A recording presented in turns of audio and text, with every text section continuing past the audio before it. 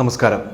ദുഷിച്ച മനസ്സും വൃത്തികെട്ട ചിന്താഗതിയും ഔചിത്യമില്ലായ്മയും അഹന്തയും ഒത്തുചേർന്നാൽ തനി രമേശ് നാരായണനായി പലരും മാറും. ഇവനെപ്പോലുള്ള അല്പന്മാർ മലയാളികൾക്ക് എന്നും അപമാനം തന്നെയാണ്. ആദരവും അംഗീകാരവും ഒക്കെ പിടിച്ചു വാങ്ങിക്കേണ്ട ഒന്നല്ല എന്നത് രമേശ് നാരായണനെ പോലെയുള്ള അല്പന്മാർ മനസ്സിലാക്കുന്നില്ല എന്നതാണ് ദയനീയം. ഇത്രയും മനുഷ്യരുടെ മുൻപിൽ പൊതുവേദിയിൽ അപമാനിക്കപ്പെട്ടിട്ടും വളരെ ശാന്തമായി ചിരിച്ചുകൊണ്ടാണ് വേദിയിൽ നിന്ന് ആസിഫ് അലി പിൻവാങ്ങിയത്.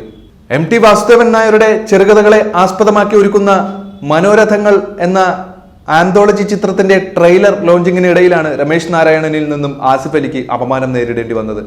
നടൻ ആസിഫ് അലിയുടെ മുഖം ഇപ്പോൾ സമൂഹ മാധ്യമങ്ങളിലെല്ലാം നിറഞ്ഞു നിൽക്കുകയാണ്. പ്രിയപ്പെട്ട ആസിഫ്, ഞങ്ങൾ നിങ്ങളുടെ കൂടെ ഉണ്ടെന്ന് അറിയിച്ച് ഒത്തിരി പേരാണ് പോസ്റ്റുകളും സ്റ്റാറ്റസുകളും സ്റ്റോറികളും ഒക്കെ ആക്കിയിട്ട് ആസിഫ് അലിക്ക് വേണ്ടി രംഗത്തെത്തിയിരിക്കുന്നത്. ഒരു പൊതുപരിപാടിയിൽ ആൾക്കൂട്ടത്തിന് നടുവിൽ വെച്ച് പരസ്യമായി അപമാനിക്കപ്പെട്ട ഒരു നടനെ അല്ലെങ്കിൽ കലാകാരനെ മലയാളി നെഞ്ചിലേറ്റി എന്ന് തന്നെ നമുക്ക് ഇതിൽ നിന്നും മനസ്സിലാക്കാം. രമേശ് നാരായണനെ പോലെയുള്ളവർക്ക് എത്ര അറിവുണ്ടായിട്ട് എന്ത് കാര്യം? വിവേകമില്ലെങ്കിൽ എന്തെങ്കിലും കാര്യമുണ്ടോ? ആസിഫ് അലി സ്വന്തം നിലയിൽ വളർന്നു വന്ന ഒരു കലാകാരനാണ്. ഇങ്ങനെയുള്ള ഈഗോയിസ്റ്റിക് തന്തകൾ മലയാളത്തിന് തന്നെ അപമാനമാണെന്നുള്ളതാണ് കഷ്ടം. രമേശ് നാരായണൻ അവിടെ കാണിച്ചിട്ടുള്ളത് ഒരു ബ്രാഹ്മണിക് സമീപനമാണ്. ജാതിയുടെ വിഭാഗീയത കലർന്ന ഒരു മനോഭാവം അയാളുടെ ശരീരഭാഷയിൽ പ്രകടമായിട്ട് തന്നെ കാണാൻ കഴിയുന്നുണ്ടായിരുന്നു. ശരിക്കും ആസിഫ് അലി ആ സാഹചര്യത്തെ കൈകാര്യം ചെയ്ത രീതിയാണ് ഏറെ പ്രശംസനീയമർഹിക്കുന്നത്. ശരിക്കും ആസിഫ് അലിയുടെ പുഞ്ചിരിയിൽ ചെറുതായത് രമേശ് നാരായണൻ എന്ന ഫ്യൂഡൽ മനോഭാവമുള്ള മനുഷ്യൻ തന്നെയാണ്.